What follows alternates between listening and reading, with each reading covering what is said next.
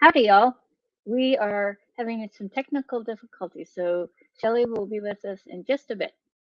And how are you guys doing in this crazy topsy turvy world? I have had a wonderful day, and I've been really busy, but I was so looking forward to Friday with Fran that we need Shelly to make it back in. So hopefully she'll be here soon. But today we are going to let me see if I can make this work. Talk about extracurricular opportunities that you can have with your loved one who is differently abled. My daughter got to go to state in Special Olympics basketball this past weekend. That's why we did not have Friday with Fran. And Hey, we're all shifted. I can fix that. Is that better? I think so. Is it better? You're on the side that you're normally on. Yeah. Okay. I was just telling everybody hi and welcome. And I said that we had some technical difficulties, but I guess you've worked it out. I did. I worked it out, and I got the regular Bluetooth working again. So. Oh, good. Yeah. Okay. So we were talking. And that's about it. You were welcoming everybody. Did you tell them? Oh, look, there's lots of people saying hi. Hi, Jill. Hi, Alex. Did you tell them about, liking it and subscribing and No, I hashtag didn't live get that part.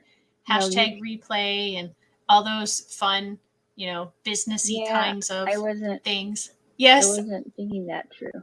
Yeah, I did get a haircut. I donated 12 inches, 4 ponytails, 12 inches each to an organization called Wigs for Kids. And I had been growing it out specifically to do that. So, yeah, it's been a couple weeks now, but we missed last week. And that's what we're going to talk about today is where Fran was last week, that she was unable to be with us. And so we just didn't have it because it's just not the same. No offense to my guests who are my partners who have taken your place in the past, but it's just not the same. Because her name isn't Fran. Well, that's part of it.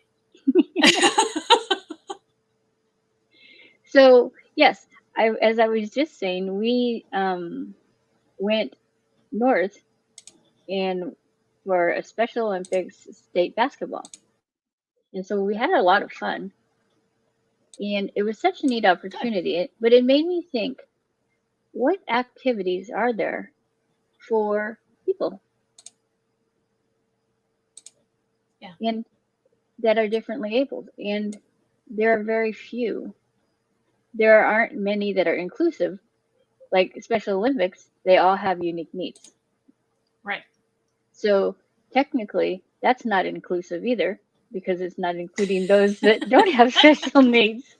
Right. There's that aspect as well. You're right. I mean, it's a wonderful opportunity. There's so many sports, and it's great to watch the kids interact, or the adults. They're not even just kids, they're adults. I was going to try to share a picture. You talk for a bit, let's try this. I've been hearing something about unified sports. Yeah. Do they participate in Special Olympics games, or what is unified sports? Do you know? They participate with they participate against other unified teams. Okay. So it's kind of like its own entire league now. In a sense. Yes. Like if you considered Special Olympics a league, then yay! Wanted to share that picture. Your team won the whole thing, right? Yes. So they are state champions for female Division 2. Yay! And it was a hard-fought game. But you know what was so neat? I realized that you can be so different than everybody else, but they all support each other. That's so cool. That the camaraderie there. And I wish we could translate that into everyday life and real people. Yeah. Yeah, absolutely. I did my hashtag no limits this week was with a young lady who is a junior at University of North Carolina, Chapel Hill, Uh-huh. and she has something, and she didn't disclose what that was. Hi, Mom. And one of the things that she is studying in college is how to make schools more inclusive, and she is doing a lot of research efforts. Uh-huh. She's majoring in education, policy making, and conflict management. And so one of those classes, or one of her classes for one of those majors, she does a lot of research, and her research last year was with, I think she said it was middle schoolers. I don't think high Mm-hmm. schoolers were involved at all. And she put out a survey of, when you were in the primary grades, what sort of education did you get about people with disabilities? Or how she refers to them as accessibility differences. Okay. And then she asked them, if you could have had more instruction, would you have wanted it? And then I forget Mm-hmm. what the other thing was, but like 0 students had education about disabilities in the primary grades. Really? And she said 100% of the people they surveyed wished that they had learned more about disabilities at those grade levels, and because they then wanted to be able to become friends or become allies or walk alongside those with disabilities. So it was Okay. very sad, but then it had that positive, like every single person, and I don't know how many students were surveyed, but every single person said, yes, I wished that I would have more knowledge. Hmm. And knowledge is key, Hmm. but so often we're afraid to ask the questions. Yeah. And it takes me back to my wheelchair, my manual Hmm. chair that I'm in, and the Yeah. wheels light up. And so it catches kids' attention because they're little kids' attention. And then I've had moms like, "Don't just leave her alone," or whatever. And so I make a point of saying, "Hey, don't you like my wheels? These are like my legs." And so I try to help them be comfortable with my differences and realize that they're not what define me really. Right. Yeah, exactly. And that's part of the reason I think that this young lady didn't disclose the name of what it was that caused her to speak differently. And her she I don't know if she's in a wheelchair, or if I know she said she has mobility differences. So, Hmm. and then her hands, but she said, I think that part of it is that she never wanted to disclose the name, because then people would identify her for that disability versus who she is. Labels. Yeah, They're good, but they're bad. right.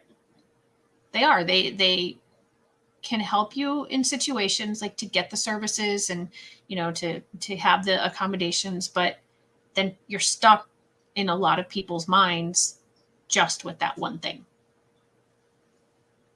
I mean, I have come to understanding that way more now because of my different abilities, and that people see those whether they have the label or not, and they automatically assume. Like, one day someone was talking, and I answered what they were wondering, and they kind of gave me this cockeyed look, and I said that was my major. I majored in psychology, and they couldn't believe that I'd gone to college Right. because they'd only known me in my wheelchair. Right. So Yeah. it's different. And so I'm going to go psychological here. How did that make you feel? Inadequate. Talk about. Inadequate to carry a conversation on with that person. I just wanted to walk away. Well, roll away because So they couldn't see who I was. So they had formed their opinion of you. And did that new information change that opinion of them? Change their opinion of you? I don't know, because I don't talk to that person. No. Because of that comment? Yeah, kind of. It's a self-preservation thing right now. Okay. But I wonder. Battle. Yeah, and I get that, and I empathize. I'm wondering, and I love you, and I'm asking this because it's a genuine. I'm not trying to say that you did something wrong or are doing something wrong. You are okay having kids come and talk to you about your wheelchair and your disability. In fact, you welcome that. Mm-hmm. But this was an adult, and this person had a question, like, I didn't know you went to college. So I felt belittled, maybe. yeah. Well, but what I'm getting to is we are often telling people to ask the questions that a person in your position, in your situation, would want the question asked rather than to be stared at and to have an assumption made about you. Mm-hmm. And so I'm just trying to kind of why I chose not to. And I mean, yeah, and I'm wondering if it was like the way it was presented, that it wasn't a question necessarily. It was, I didn't know you went to college, or I didn't know you could have, or I don't know how they said it. They were implying that I would not have been able to do college. Right. And see, I forget that a lot of people that are in my life now have only known me since my stroke. Right. So they don't have the benefit of knowing me previously. Right. And one of the interviews that I did on #NoLimits, and I didn't know this statistic until this person said it, is that 80% of people who have a disability experienced something later. They weren't born with it. That's what I'm trying to say. They weren't born with it. So in a lot of instances, people are going to have had a previous life, so to speak, prior to the whatever the disability is. So there is going to be that, I knew you here and I know you now. Mm-hmm. Kevin and I have had these conversations too, because we had some wonderful elderly neighbors in one of the places where we lived, and we didn't meet them until they were in their 90s. So we thought they were, this cute old couple, and our perception of them was very different than their daughter and granddaughter's perception of them, who had known them their whole life. Yes. So how we treated them and how the granddaughter and daughter treated them was very different because of our experiences. Experiences, yes. And so we didn't have that prior knowledge. And maybe that was a good thing, because we thought they were, adorable, and we didn't have any negative experiences with them. But the daughter and the granddaughter had, and it was hard for them to go beyond those experiences. Got it. And so it's to me, in my brain, it's kind of the same thing, that, I knew you before the strokes and the concussions. This person didn't know you prior to that. So they didn't have that. So you had to change their opinion, because that's the whole thing about #NoLimits, which I know this is not that, but we talk about them kind of being the same, is that, we're trying to break down the barriers by having the conversations that we have every week. So am I making sense to anybody but myself? What I'm saying here? Because I feel like I'm not. In my head, it makes sense, but this is often my problem, is it makes sense here, but it doesn't come out and make sense. I believe it is. I'm not sure. Maybe someone will answer you. Implicit personality theory. Normal humans group characteristics together for cultural and personal experiences, which is not always correct. Oh, Yeah. that's good, Jill. Yeah.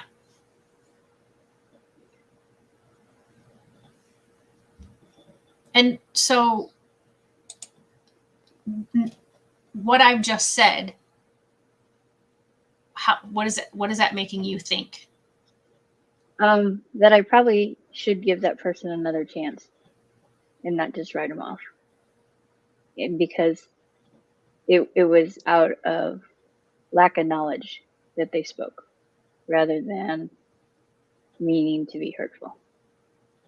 And this is easy for me to say because the question wasn't directed at me and I'm not the one feeling it. But is that what you're saying? That's what I'm saying. Yeah. Okay. I heard you loud and clear. You did hear it, but I want you to understand, I'm not saying that I would necessarily be able to do it either if our roles were reversed. So I don't want you to halo effect and reverse halo effect. Dude, Jill, are you like a psychologist? Because you have all the good terms.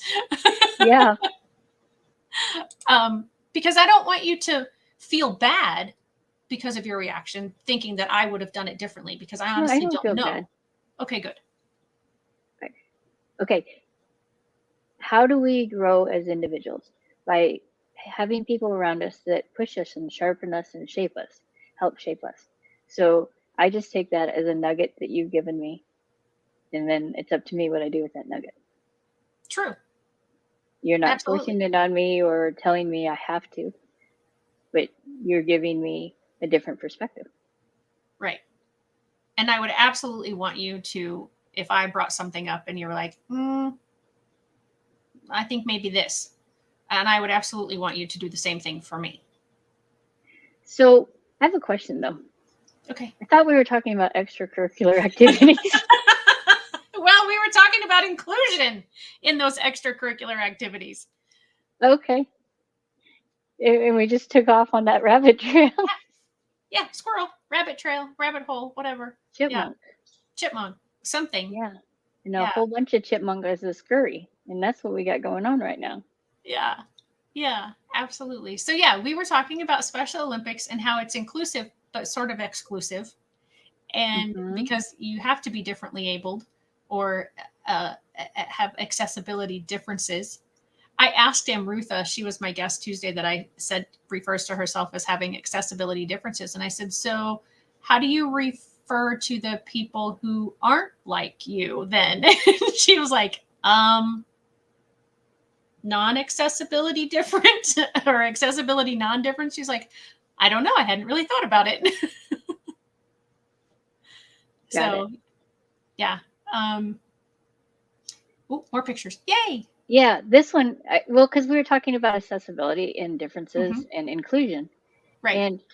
And they are all as unique as you and I are unique. So yes, they may have different abilities, but they have likenesses too. Well, yeah. But this both teams, they played each other hard, and it went back and forth, and they all laid it out on the court and didn't leave it for anything else. That's so awesome. And the cool thing about Special Olympics, if you look at the picture, they're young ones and they're older ones, and you can compete, I don't know the number, from a certain age until forever. Right. But they have young athletes so that they can even start competing, but they just don't get medals. Oh, okay. Gotcha. Yeah. They get participation. I was approached when I was teaching, and they were starting something for the kids that were younger than the age of the people who are involved in the Special Olympics. And I'm thinking it was like kindergarten, maybe first, second, third grade. And then maybe it was A, B, C, D. Maybe it was this grade and higher. that is eligible for Special Olympics. Does that seem right? I Or do don't you know think what the that's number is. I think okay? it's younger. I think Luke competed younger. Okay. Yeah, I was trying to remember because it's been probably, gosh, early in my teaching career when I was approached to help out with that, because I was teaching the kids in that younger bracket. Then Oh, got it. yeah. And they have an event coming up in our area, our region. Is swimming's going to happen soon. Oh, nice. And track and field is going to happen soon. So that's the neat thing about Special Olympics. You can compete no matter what your ability, because they have like skills where you're just competing and doing skills that are common in that sport, or they Right. have team. And so, in that picture I shared was the team sport. Yeah. And they do stuff all year round. Like the Special Olympics it's a program now. It's not like a one and done event, where I think when I was in high school, I don't know if maybe Special Olympics was just starting or if it wasn't just maybe as big in this area as it is now. But I felt like then it was like literally like the Olympics, like it would last a week and then it was done, or 2 weeks or whatever, and then it was done. But yeah, now, I mean, there's bocce ball and there's snow skiing and there's snowshoe something. Snowshoes. There's flag football, swimming, athletics, which is track and field. Did I say bocce? I did.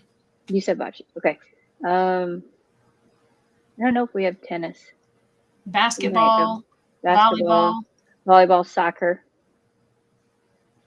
weightlifting. Mm-hmm. I think that's gymnastics. Oh, okay.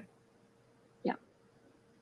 Yeah. And so, yeah, just amazing the amounts of things. And then they also have, like I had Alex Hegan on a couple of years ago on #NoLimits, and he, the public speaking. Global messenger. Yeah. And so there's all that side of it now too, where, I, again, until getting to know him and talking to him, sorry, can you hear Jonas coughing? Yeah.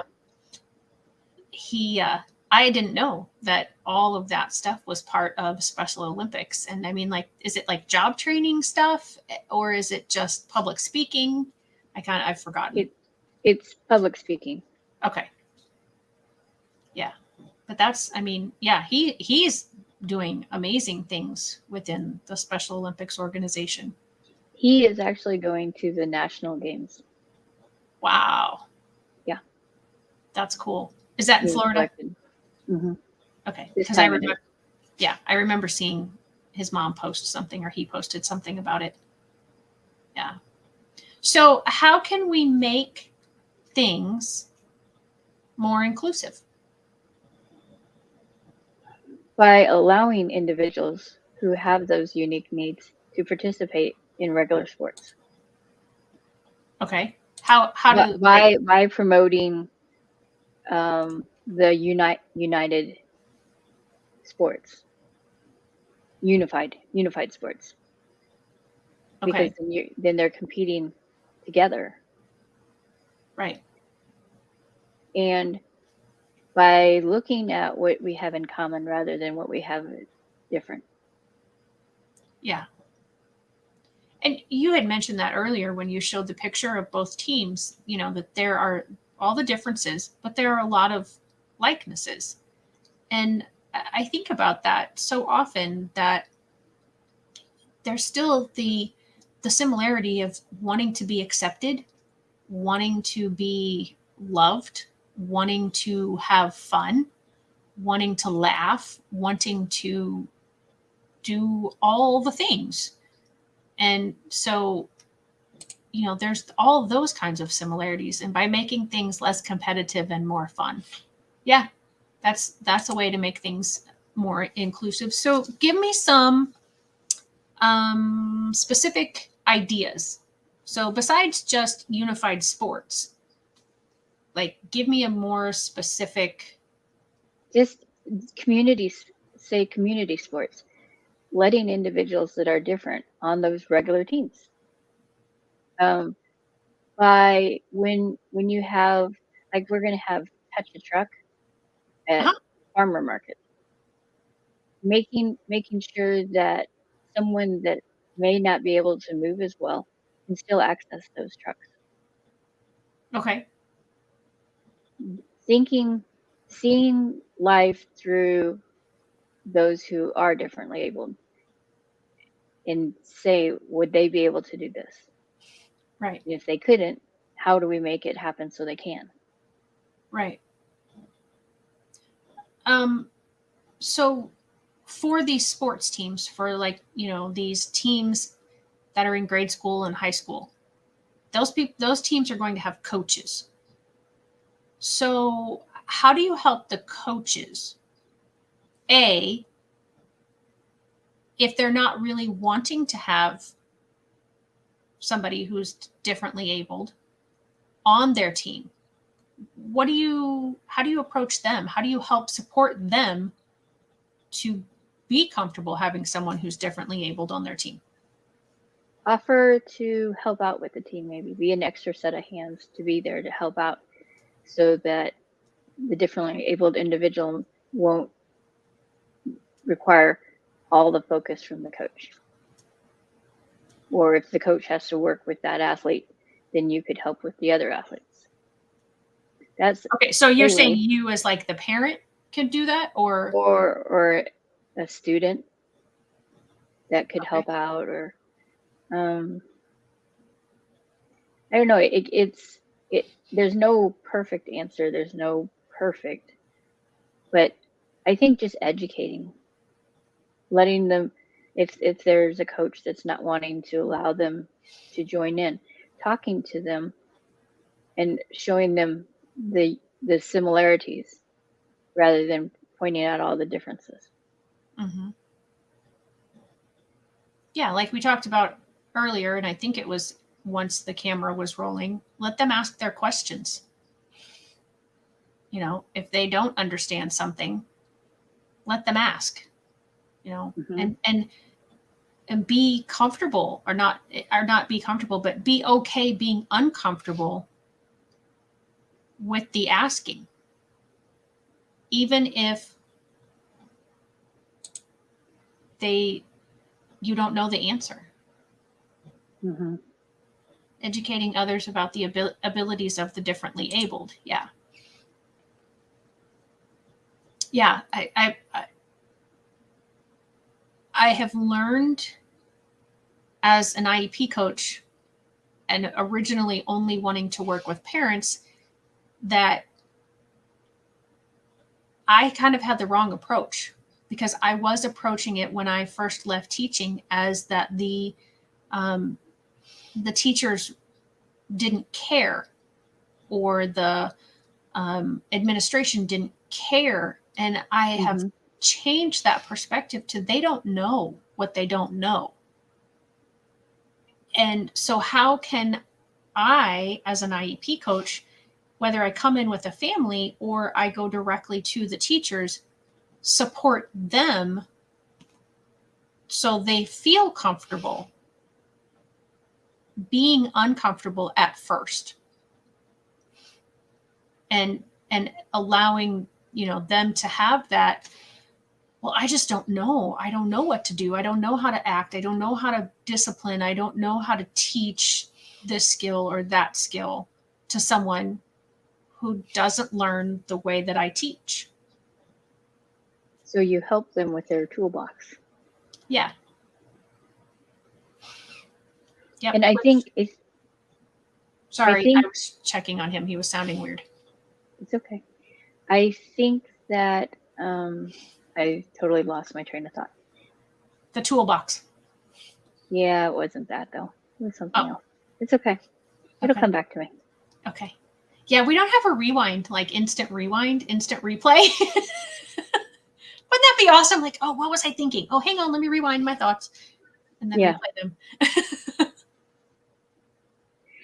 Oh, I have no idea what I was going to say. Oh, Yeah. but I do have something.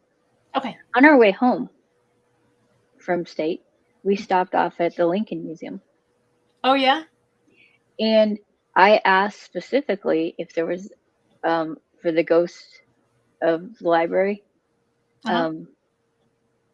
I asked specifically if there was a place that that would a wheelchair could go, Mm-hmm. and they're like, "Sure." There wasn't.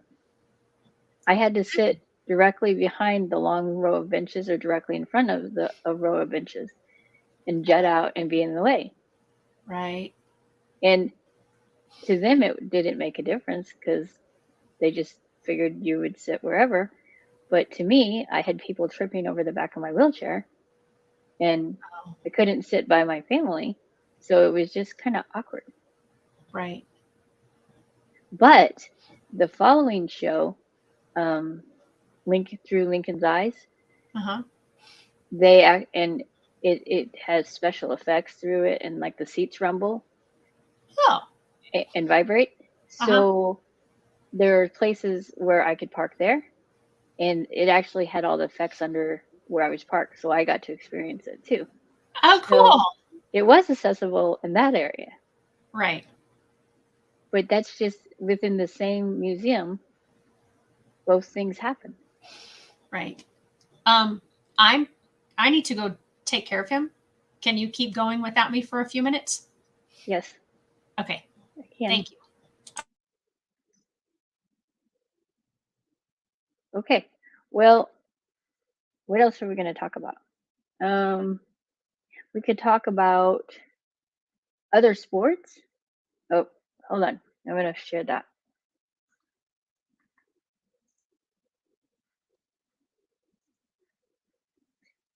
Alex wrote, I think education is the key. If people don't know about disabilities, how can they then accept differently abled people? You are so right, Alex. You can't. So instead of being upset and hurt, we have to give them grace. We talk about grace a lot of times. Grace is getting something that we don't deserve.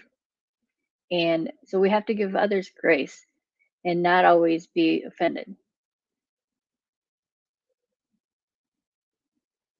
And then Jill wrote, terminology that it does not make me feel like I'm mislabeling, insulting, diminishing, limiting, or just misunderstanding someone's capabilities. Well, Jill, even within the community of those who are disabled, there is not truly an agreement on what to call. I used to say my children had special needs, but once I became differently abled, I realized that special needs was not the kindest term. And I personally, for myself, have chosen differently abled. But I know that that is not well received by some within the disability community. They say it's called ableism if you say that because you're diminishing your different abilities that make you and not making them positive. But that is how I personally choose to not is to go that direction. So, oh, you're back. I am. I didn't realize Violet was home, so I gave him to her to take care of. Oh, okay. I had read Alex's and then I was read Jill's, and I was sharing how even within the disability community, no one uses the same terminology. Yeah. And me saying I personally have chosen to say that I'm differently abled does not sit well with some people within the disability community. They Yeah. say I'm promoting ableism, and for me, that's what I'm comfortable with. And no one else has a right to tell me what I should say about myself. Yeah. And that I brought that up with Amrutha on Tuesday because she was, like I said, she was saying accessibility differences. And so I asked her, I'm like, so how did you come up with that one? Because I hadn't heard that one. And she Mhm. said, well, to me, it means how do I access my ability? So I do it differently than someone else. And I said, okay, but yeah, I've heard, and then there's the whole, autism, whether you say a person with autism or you say an Person autistic first person, language. right? Or you say special needs or you say disabled. And, most of the time, people outside of those communities have been the ones coming up with the terminology. And it's usually been applied to children. But, supposedly now that the children are adults, they're like, well, I don't like that term or I don't like that phrasing. And so then you have this now whole conversation and then you have these pockets of this pocket wants this and they don't like this term for whatever reason, but this pocket doesn't like this term for whatever reason. And so neither pocket is being inclusive of the other. Yeah.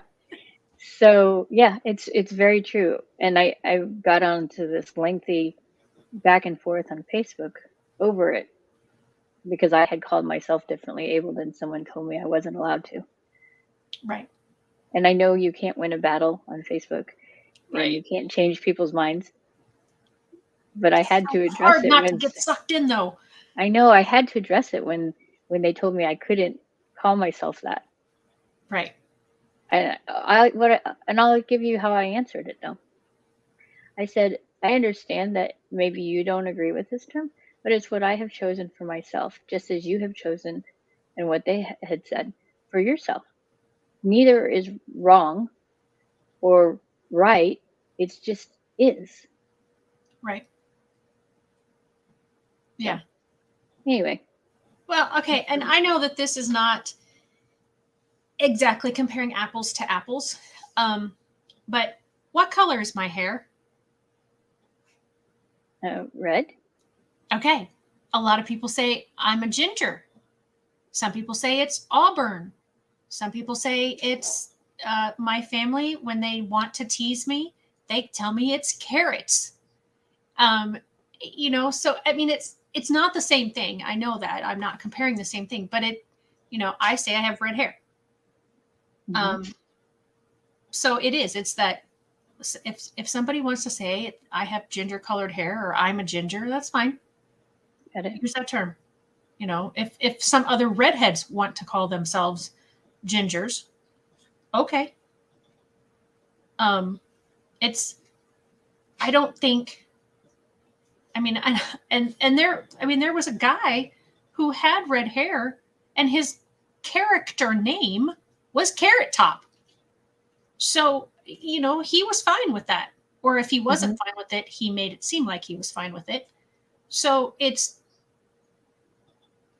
is very difficult to know what to say about an entire population that has a certain characteristic, because that someone in that population is not going to be okay with that term. And it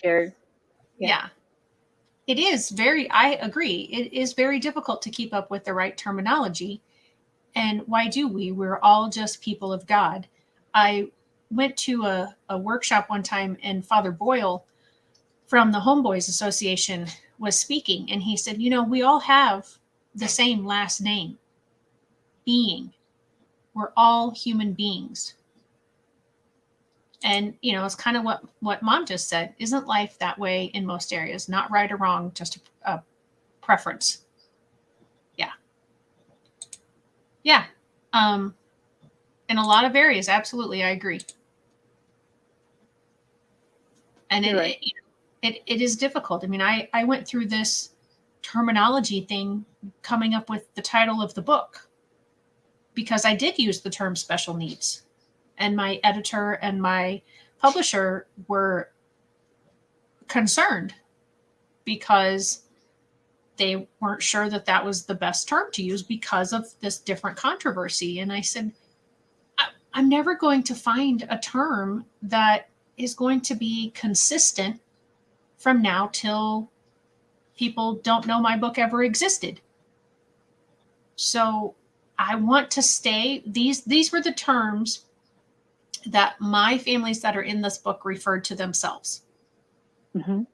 So to honor them and to be authentic to them. And there's other words in the book too, not just the word special needs, that it was, had that same conversation. I said, this is what they are comfortable with. I'm going to honor them and stick with this, because in 20 years, 30 years, maybe special needs will be the preferred term. And if I had put whatever else on there, that would be offensive or controversial. I'm not sure that it's offensive. It's controversial. Well, to some people it is offensive. That's true. But Jill, did we address your question? Did that help anyway? Probably not, because we couldn't give her I think, and Fran, I think you and I have talked about this once or twice before, is when you know the person, like, if I say something, I'm not saying it in a derogatory term towards you, because I know you, or you know me well enough to know that I'm not being derogatory with a certain term. And I think that's, something that we had said in the past, is that you just have to base it individually. And if you don't know the person, then you just say what you are comfortable with until you learn differently, I guess. I think it's, where is your heart in when you say something? Yeah. What is your intent when you're saying it? Right. Does that make sense? Yeah. Know your audience. Yeah, that's good, Alex. And sometimes you can't. Sometimes you are, like when you and I are talking. We know the people who are interacting with us, but because of their interactions with us, but there are people who watch us that don't interact on a regular basis or ever, and that's perfectly okay. If we ever said anything, though, we're not intentionally trying to be offensive, but we don't know what that person's maybe preference would be, as to their terminology preference, or if it's not about them, if it's about their child or their loved one or their neighbor or whoever, what the preference would be in reference to that other person. Mm-hmm. So I think, going back to extracurricular opportunities, inclusive or not, our speech is kind of an extracurricular. It can be. If we look at it in the very broad sense of... You mean our communication? Is that what you're meaning? Or yeah, how we talked with each other, this conversation that we're having. What's inclusive to one person may not be inclusive to another person. They may be offended by a phrase or a word, or how you've said it. Sorry, go ahead. And I think that's the same with activities. You do what you can, what you've learned of how to be inclusive, and you might not be successful in a particular situation, but that doesn't mean you give up and don't try it again, or don't alter even what you're doing in the moment. Mm-hmm. Well, when you were gone taking care of Jonas, what I had said was, we have to give others grace, and allow them to grow and learn, as Alex said previously. Yeah. And we have to give ourselves grace too. Right. I think so, at least. Because we don't know everything. What? Yeah, I know. I don't. Maybe you do, but I don't know everything. No, that's for I sure. don't know everything. I do not know everything. No. I don't even know what supper is tonight, so that tells you a lot right there. I do know what is for supper tonight, but only because it's a fluke. Otherwise, it's typical that at 1:48 in the afternoon, I do not know what is going to be for dinner. But yeah, it's Lent, so I know we're going to have fish. Okay. But actually, even that's not a guarantee. It just so happens that we had already planned that we were going to a local place that we haven't been to before. So cool. Yeah. Enjoy. Thanks. I'll pass on the fish. Thank you anyway. Not a fish person, huh? I've tried, and I just didn't grow up eating it, so it's Yeah. not a favored. Yeah. I had I was subbing, totally off track here. I had a situation. I was subbing a few weeks ago in a school district, and it was Ash Wednesday, and it was a school district, in our area, obviously, and our area is huge. Absolutely, Alex, come on. Our area is huge, Catholic populated. And so, we do have the whole Lent and the fish fries and all that sort of stuff. And so this young student who is not originally from the United States, he asked me why they had to have fish on Ash Wednesday. And I said, well, it's just Catholic, it's a religious holiday, because I know it's not just Catholics that do it, but and they have said that on certain days during Lent, you're not supposed to eat meat. And he said, but why isn't fish a meat? And I went, I don't know. I said, and I don't know. Like, what's the definition of the word meat, I guess? And what's the definition, and why doesn't fish fit into the definition? And so Because they don't have legs. I wondered if that was the definition. But what do you call snake meat? Isn't that meat? Yes. And snake don't have legs. True. I don't know. It just seemed like when I'm thinking of meat, everything has legs. Right. Yeah. I mean, but yeah. So anyway, I was just like, that's an excellent reason, or excellent question. And he said something about that meat was an extravagance or something. I forget exactly. Like, I think he said something like fish is more common or something along those lines, meaning that, everybody can have fish. So you need to abstain from something that was more, I wish I could remember the word that he used. And I was like, I don't know, that could be it. More accessible? Maybe he said accessible. I don't know. But yeah, it was an interesting thing.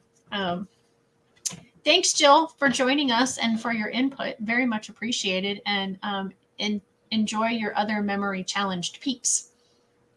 And your time with your mom. And your time with your mom, yes.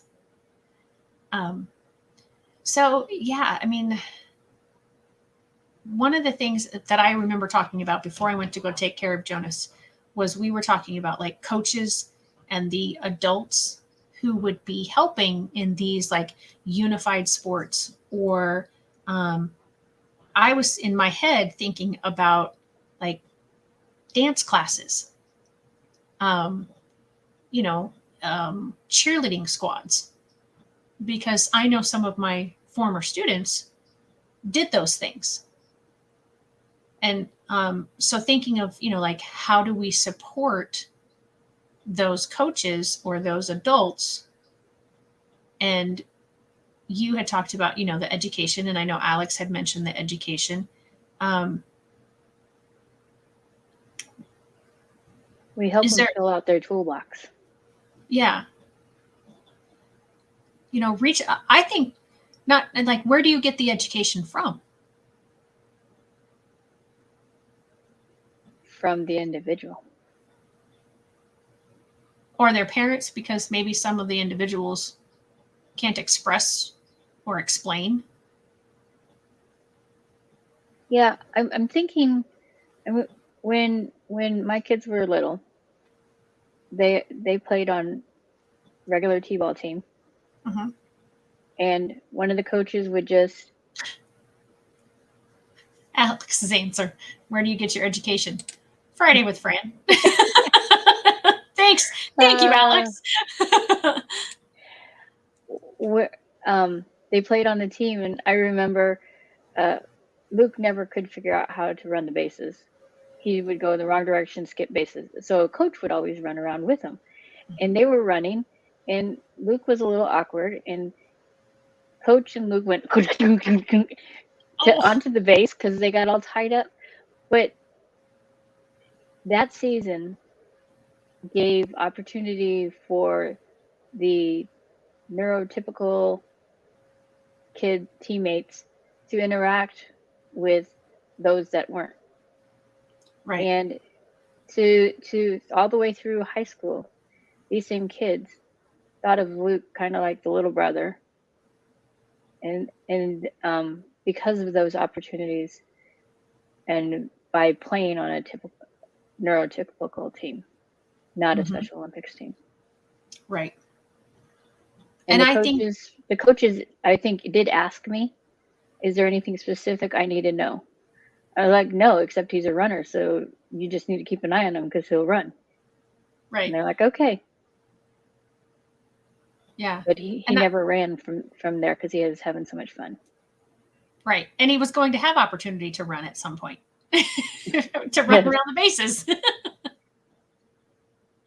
And I think that that is so key, is to just start with treating the person like a person.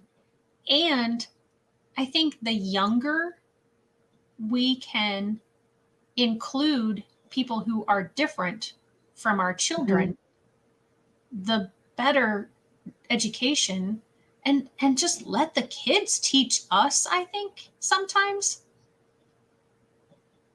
because they're honest, sometimes brutally honest, but maybe being brutally honest is what helps, because then we can ask the questions and not feel ashamed because we have to, or because we are asking the question. And it's, if it's done correctly, and I don't even know if that's, if you can correctly brutally ask a question, but I guess in my mind I'm thinking correctly, meaning with a genuine heart to know the answer, Mhm. not to be mean. Right. I think that is, that's so huge. The younger that we, it's like anything with little kids. They're like little sponges. It's, they say that it's better to start teaching a second language when they're little, that they'll grasp Mhm. it better.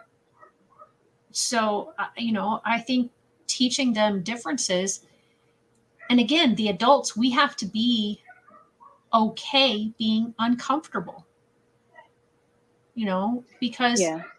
I think a lot of adults have an uncomfortable feeling and they project that onto their children. And I think if we would let the kids just have their own interactions, maybe that would change faster the whole dynamic. Right. And maybe that's why I don't mind a kid getting entertained by my wheelchair, Yeah, because they're they are impressionable then, and you can show them that being different isn't something to be afraid of. right. And that even if you thought one way, you can change your mind and it'll be okay. You can grow. I mean, that's, as kids, that's what we're always doing. I think sometimes we have a bad habit of, after, and I don't know what the magic age is, but after a certain point, and I've certainly heard teachers, and I'm sure I've had the thought myself, well, they're old enough to know better. Are they? Did anybody teach them differently to know differently? And even if Mhm. they were taught once or twice, is that enough? I mean, you think about when you're learning something, I think now they say it's this many or this many times before you really grasp the concept. And it might even be more than that. I think you have to have that many exposures before it starts to really sink in. And then for it to truly become something of your own, you have to have like even way more than that. Mhm. So I think so. it has to, yeah, I mean, I think we have to have lots and lots of opportunities of making extracurriculars as well as school stuff inclusive somehow, being welcoming. And maybe inclusive is a scary term. I think it was thrown around so much for a while that it got a bad rap. Maybe that could be. And I wonder, and this is something else that I'm learning and working with school districts and families, is what's your definition of inclusion? What's my definition of inclusion? What's the classroom teacher's definition of inclusion? And what is really appropriate inclusion-wise for the individual student that we're talking about? I know personally with my son, I wanted him in regular class when he started out. I didn't want him pulled Right. for some classes. But I came to the realization that what I wanted wasn't what was best for Luke. And so had to throw the game book out and start over writing. But it was okay because I had to start somewhere. Right. And I didn't know what it was like. But as he went through school, we rewrote the game book many times. Yeah. And that's it. You don't know what you don't know. I just recently, and I don't know if I'll be able to find it and pull it up fast enough before we have to. Can you just put it in the chat? Well, I can't. No, because I don't remember how I said it. So it's Maya Angelou's, or Maya Angelou. I never know how to say that. It's her saying, which is basically you do what you know until you know better, and then you do better. But I added my own line to it, which was, and then forgive yourself for not knowing better. Because I think we so often, now let's see if I found it. So let's see if I can share it really quick. Oh, I just got to it too. So do the best you can until you know better. Then when you know better, do better. And then I said, and forgive yourself for not knowing what you didn't know. Because we tend to, okay, well, now I know better. And then we harp on the fact that we didn't know it any sooner. Mm-hmm. And that doesn't help us. It doesn't help us, and it doesn't help our situation. And so trying to know the better thing and go, okay, now let's start from this point and move on.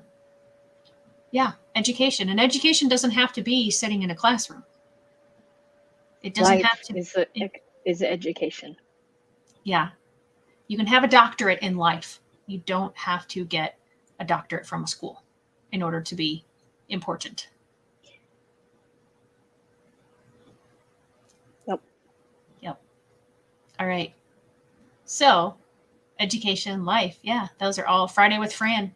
Friday with Fran, of course, is my favorite answer of where do you get your education? Well, thank you guys for hanging with us today for all my technical difficulties that I was having. And thank you, Fran, for starting without me. Now you know you can do it. You had to do it. I can't. Yes, you did You it. didn't do well. You did it. We don't measure. You did it.